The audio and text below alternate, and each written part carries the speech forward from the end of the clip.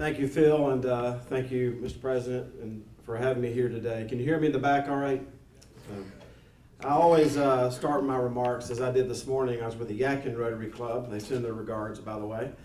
They have a breakfast meeting. I always start by thinking of my wife, and not only is that a good and smart thing to do, but I want all of you who know any elected official or anyone who's serving in public service, whether in law enforcement or anything else, just be aware of the fact that it's the spouses of public officials and public servants that really put up with a lot. So I mentioned Cynthia, and that's her name, and I always have to say this slowly so that I can get a little bit of a chuckle out of it. She is the cutest 250-year-old woman that you've ever met in your life.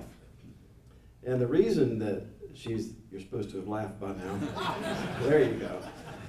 The reason that is, as Kyle knows, every day, she's a tour guide at Old Salem, which is a 250-year-old Moravian community, and she has to dress up in the period uniform of 250 years ago. And my point of saying all of that to you is that when Cynthia, my wife, when she does something for you, you can hear it or you can see it, either with your ears or with your eyes.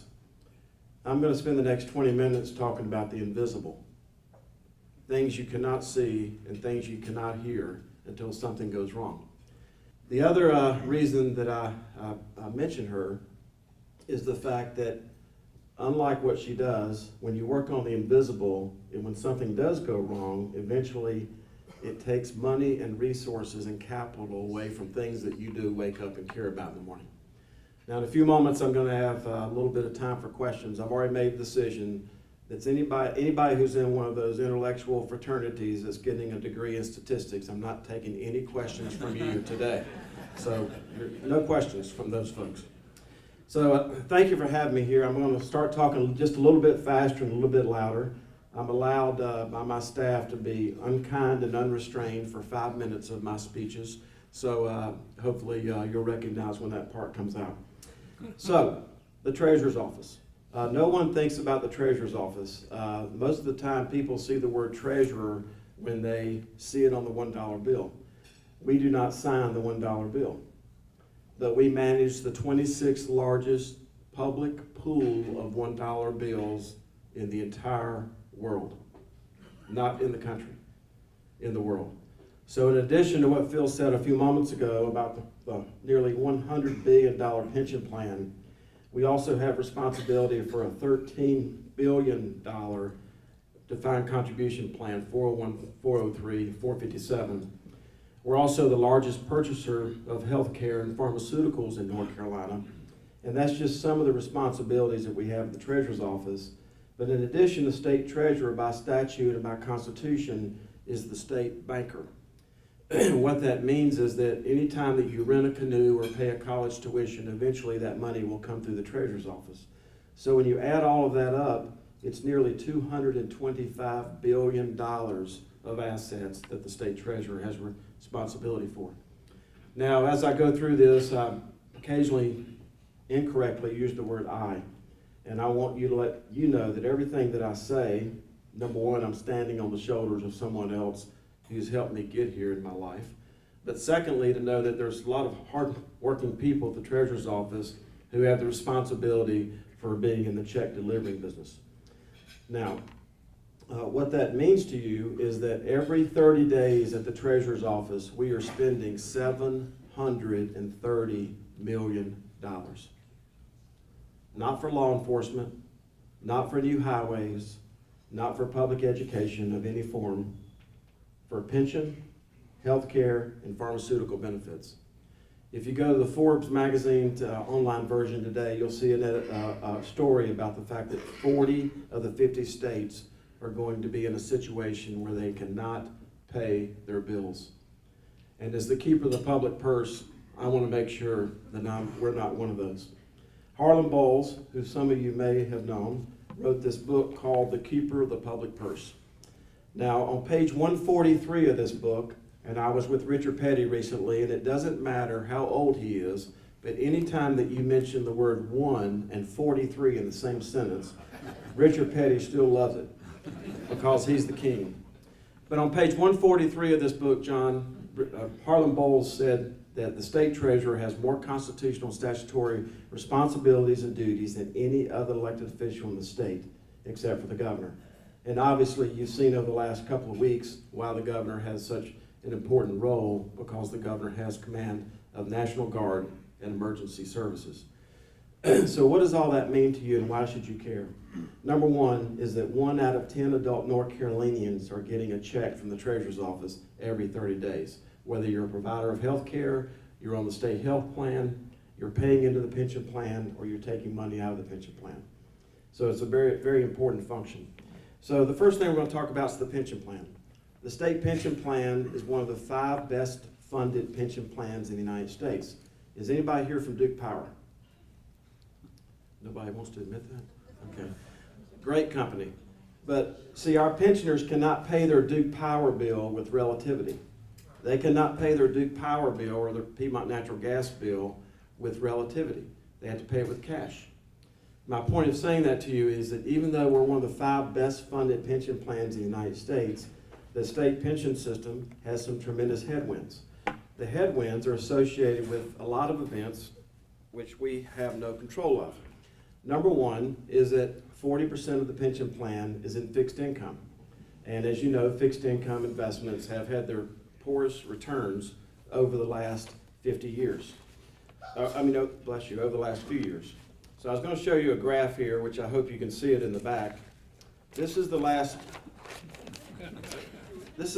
50 years of this pension plan. Now the blue line, you got some good eyes back there. Must be all the optometrists sitting at that table. But the blue line is interest rates, where I bought my first house, and some of you may have also.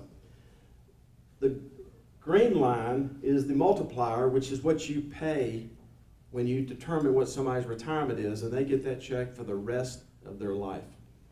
The red line is the assumed rate of return, which since I was in high school over 40 years ago, the red line has never been adjusted, and that red line is 7.25%.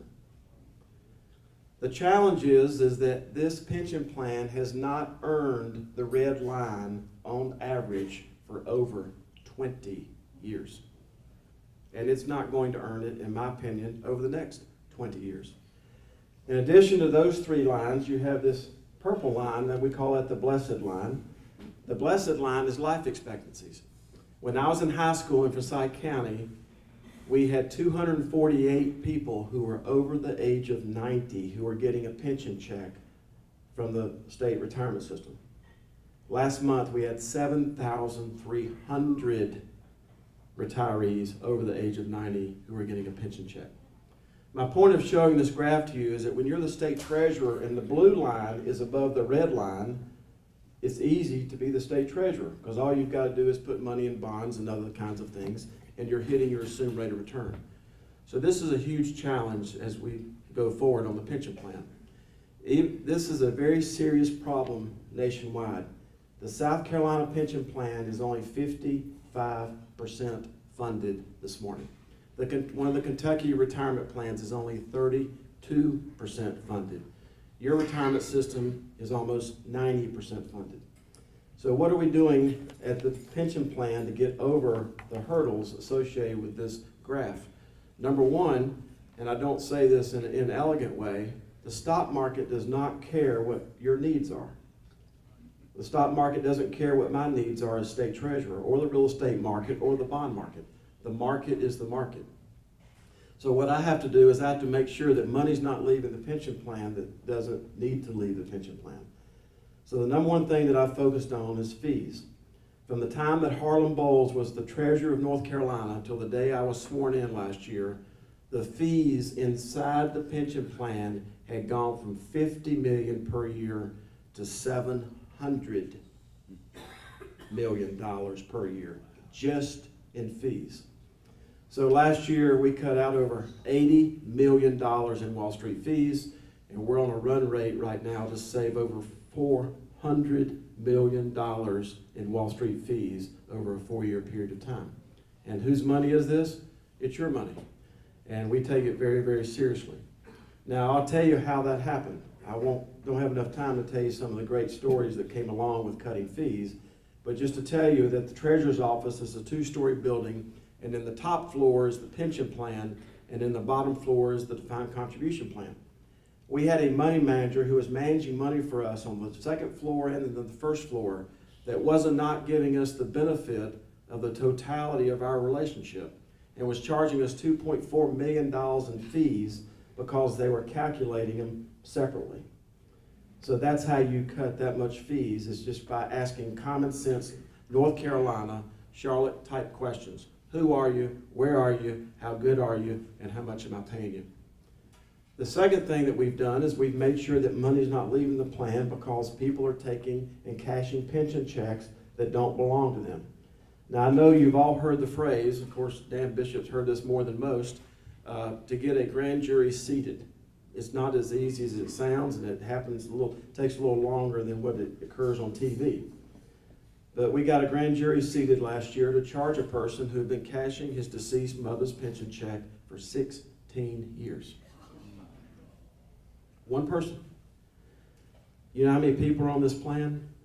900,000 people. This is one person. And that produced a overpayment of $266,000. I won't get too much into the details of this because it's still an open case. But suffice it to say, somebody called me and said, Mr. Treasurer, if this person paid you all the money that they took out of the plan, would you be satisfied? I said, no. It's not just the money they stole from the plan. It's the money they stole from the plan plus every single penny that money would have earned if they hadn't stolen it. My point of telling you this is the keeper of the public purse. We don't have Democrat and Republican crimes. We don't have Democrat and Republican fires. And we don't have Democrat and Republican money at the Treasurer's Office. We are keepers of the public purse, and that contains everyone's money. The last thing, and unfortunately we've been having to do more recently, is we've been having to forfeit people's pension who put their left hand on the Bible as a public servant across this state and raise their right hand to uphold the Constitution and the laws of North Carolina and their communities, and they embezzle money and they get convicted of crimes while in their public service duties. We've had to do this with a senator. We've had to do this now with a register of deeds. We've had to do it with a sheriff, a district attorney, county managers. It's happening all across the state, men and women, Democrats and Republicans, east versus west.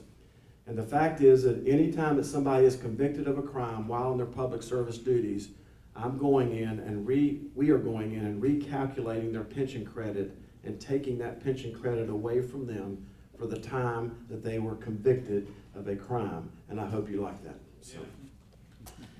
So lastly, before I go into the state health plan, we've lowered the assumed rate of return to 7%. The 20-year average for the rate of return has been 6%. So we've lowered it to 7%. You probably should be asking yourself, after seeing the great meal that I had here today, well, if you haven't done something for 20 years, like lose weight, and you're not expected to do it for another 20 years, like lose weight, why wouldn't you just lower the assumed rate of return to something that's more realistic? The reason is that Treasurer is normally looked at for two major, does that mean my time's up? Okay. The Treasurer is normally looked at for two main things: to maintain the AAA bond rating and to keep the pension plan funded. The reason why it's so difficult to lower the assumed rate of return, which I've now done twice in my 18 months as Treasurer, is the minute that I gavel out of that meeting, the fundedness of the plan drops. Now, why is that? Because when you are less optimistic about what you're going to earn on something, and you have funded it in a certain way for the last 20 and 40 years, then that means the funded level of the plan drops, and no treasurer wants to be associated with a drop in fundedness. But we're not fooling anybody. We're not fooling Standard & Poor's, Fitch's, and Moody's, and the fact is that they applaud what we're doing at the Treasurer's Office by being more realistic about lowering these assumed rates of return. The other reason it's so difficult is that we are the biggest expense of Mecklenburg County. We're the biggest expense of the city of Charlotte. We're the biggest expense of the state of North Carolina. So every time that we lower the assumed rate of return, the amount of money that comes out of those budgets that has to come to me every year increases. So this is not something, and I'm a agrarian, I got a blue collar background, and I realize young in life, there's some things you just barely touch and it's gonna make a big difference. When you start lowering the assumed rate of return on this plan by just 5 basis points, it requires tens, if not hundreds of millions of dollars of extra funding from the General Assembly, from the cities, the counties, the water and sewer districts, Charlotte Airport, and all the like. So we've now lowered it to 7%, and we did that in conjunction with the executive branch, the legislature, who fully funded this, the League of Municipalities, and the County Commissioner Association. So let me talk a little bit about the state health plan. Now this is going to confuse you just a little bit because I just explained that we have one of the 5 best funded pension plans in the United States. We have the 5th most insolvent healthcare plans in the United States. Dan from Business North Carolina sitting back there, he did a report on this, just a few months ago. We have a $35 billion unfunded healthcare liability. I asked my wife Cynthia one time, I said, what do people think when they hear me speak? And she said, well, for the first 60 seconds, they ask themselves, is he serious? Because all of you folks are highly knowledgeable about what's going on in this state. And when somebody tells you that we have a $34 billion unfunded healthcare liability that most of you didn't know about, they say they're asking themselves, is he serious? Because we've never heard of this, right? And I took that chance. I don't recommend this for everybody. I took that chance and I said, what do they think about for the second 60 seconds they hear me speak? And being the angel that she is, she said, they wonder how we got here. How can one person be sitting there and saying we have one of the 5 best funded pensions and one of the 5 most insolvent healthcare?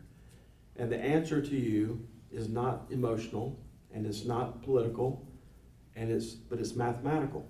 For 40 years, we have been making promises to public service workers through the state health plan to be eligible for lifetime benefits. In some cases, after vesting of 5 years and 1 day. That vesting period, along with the rising cost of health care and the fact that no money has been set aside for 40 years to pay for this retiree health care coverage, is the reason that we have a $34 billion unfunded liability. So what are we doing about that, and why should you care? Because these issues of unfunded pension and healthcare liabilities are going to make the generational difference in the financial future of this state and everybody in this room.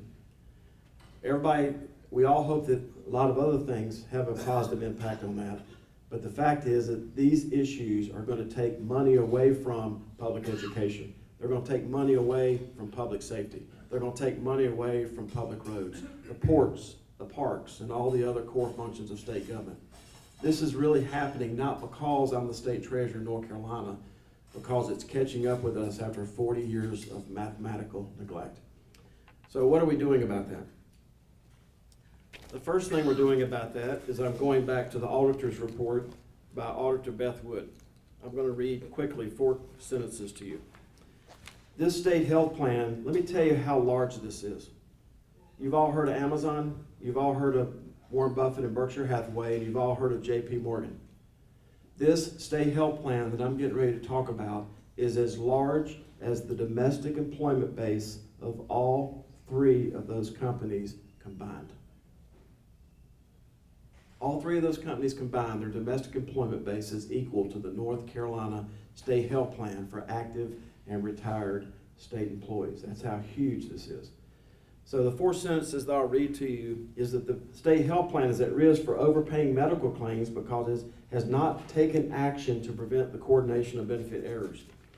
The state health plan does not have policies and procedures in place to mitigate risk that could result in the overpayment of member medical claims. When I was sworn in as state treasurer, there were no auditors, no accountants, and no actuaries who worked in the state health plan of North Carolina. The state health plan is at risk of overpaying medical claims because it does not adequately manage its recovery audit function.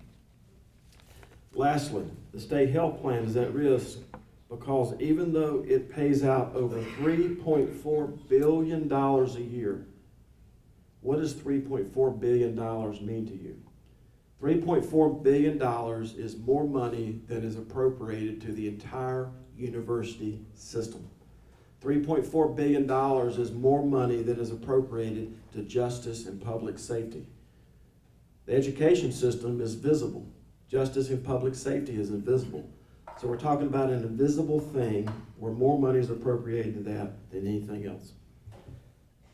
That even though it pays out over $3.4 billion in health care and pharmaceutical benefits, the state health plan auditors do not have access to the vendor contracts and cannot verify that the plan receives the proper contractual discounts from its provider network. These are the words of Auditor Beth Wood from 7 years ago. And former Auditor Les Merritt said the exact same thing. My point is I'm trying to fix this problem. This is my basis. I'm always reminded when I get to this part of my presentation of my mentor who I had breakfast with yesterday by the name of David Sprinkle. Some of you may remember David. He was at Davidson College. He was a football player and he just got inducted into the Davidson Hall of Fame. Anybody here know David? Okay. Well, I'll just tell him nobody knew him. Okay, that'll make him feel better.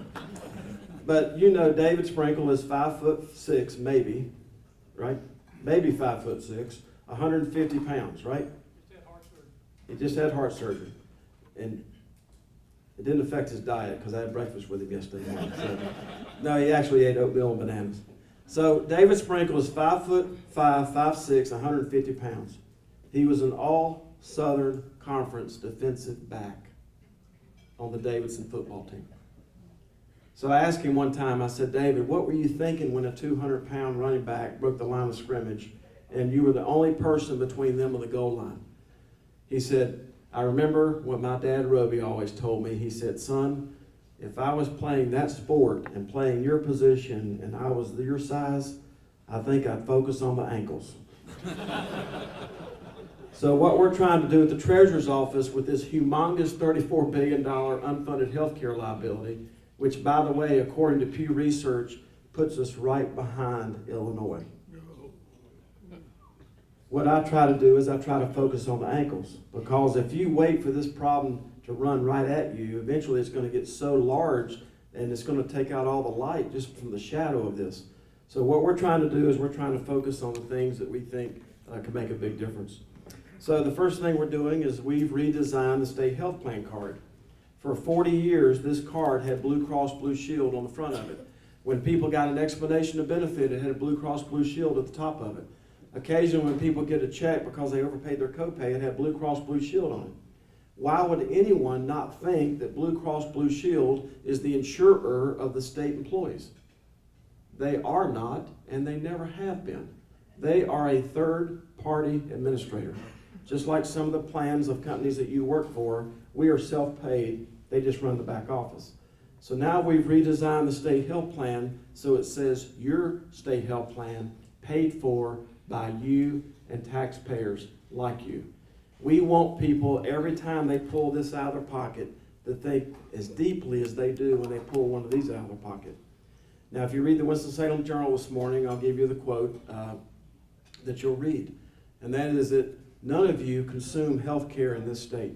It consumes you. It's the only thing in your life where you don't know the value and the price of what you're getting even after you consume it. This is unsustainable. Now, where my optimism comes from is the fact that for any system to be financially viable, there's a couple of things that have to occur. One is we have all of those.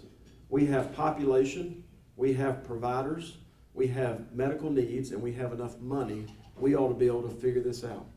The reason it's important to you, maybe not to you in this room, but people who are out there right now, educating your children, paving your roads, and protecting you from criminals, a beginning teacher or a beginning trooper has to work 5 days out of every work month to pay me the premium for family coverage on the state health plan. Does that make any sense to any of you? Now, that might be more realistic if we're talking about Honda Winston-Salem, where I used to work at the motorcycle place, or Young Harley-Davidson, or roll garbage barrels for Forsyth Garbage Service. That would all make sense because those are small and medium-sized businesses. But there's no excuse for the largest purchaser of a product in this state not be able to do it better and more efficiently on behalf of teachers, troopers, and other state employees. So I took these words from the state auditor and I started making some inquiries about what should we be paying. So the first thing I did, or not the first thing I did, one of the things I did is I sent a FOIA request to part of our family. I'm the state treasurer of North Carolina. UNC Healthcare is owned by the state of North Carolina. So I just thought I'd send a Freedom of Information Act over there because I know what they send me a bill for, but I'm trying to figure out what I'm supposed to pay.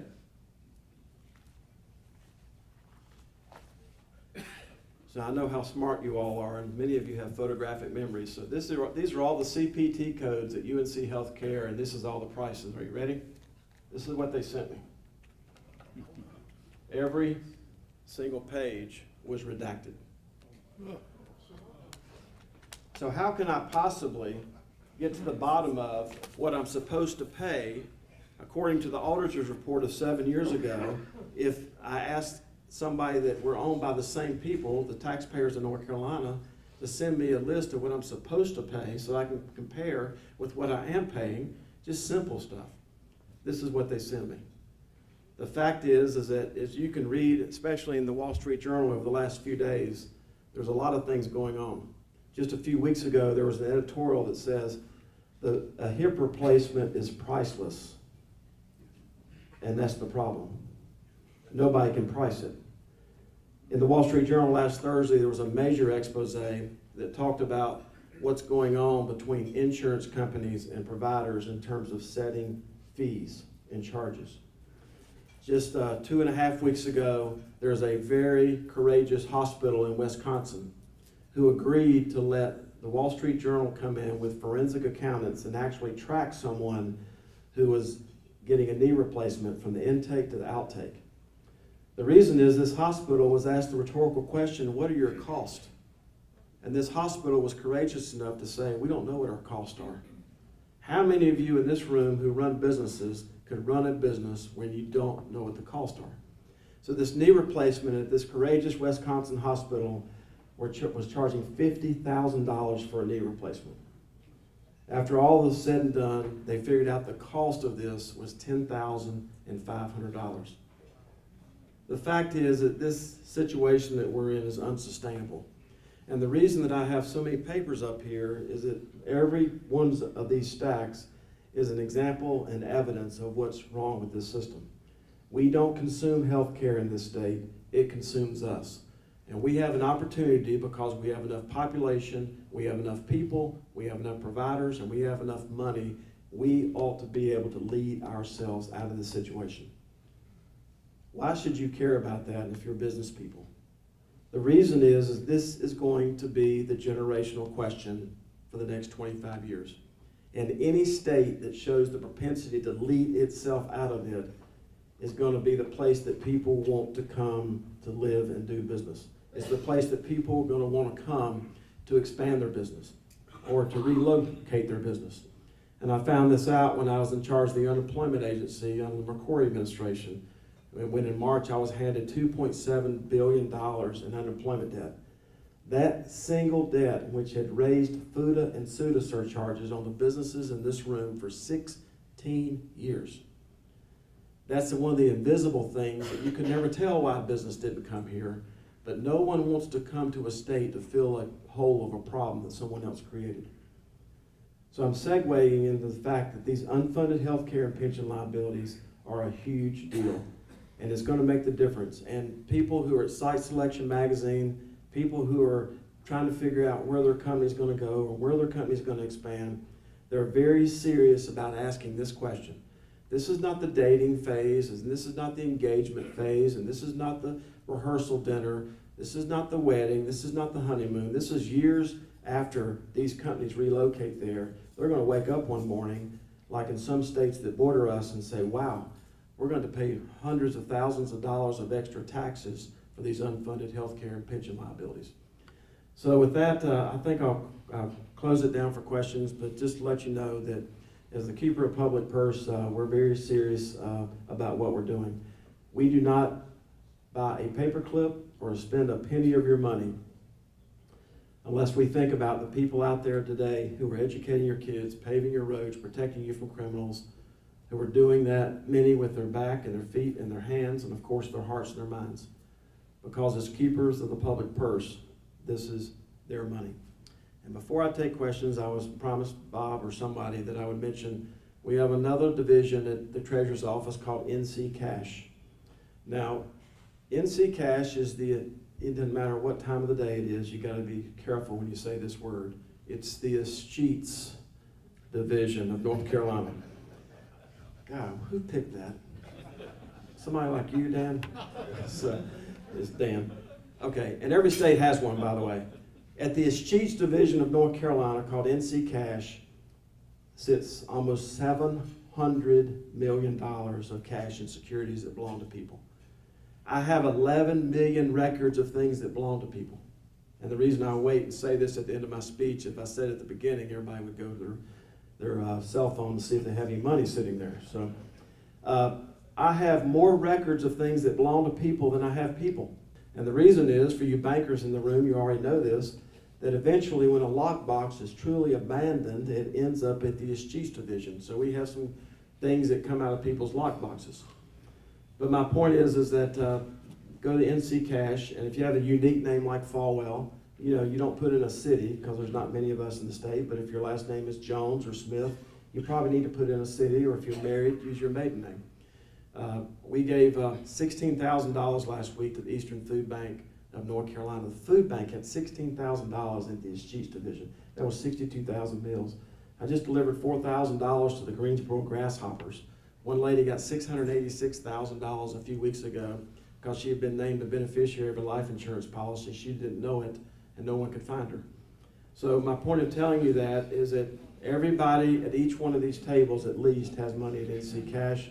And if you want to keep up with what we're doing at the Treasurer's Office, I'll be glad to do that. With that, if there's time, I'll take a question. Oh, it's not time. Yep. Yeah. Thank you.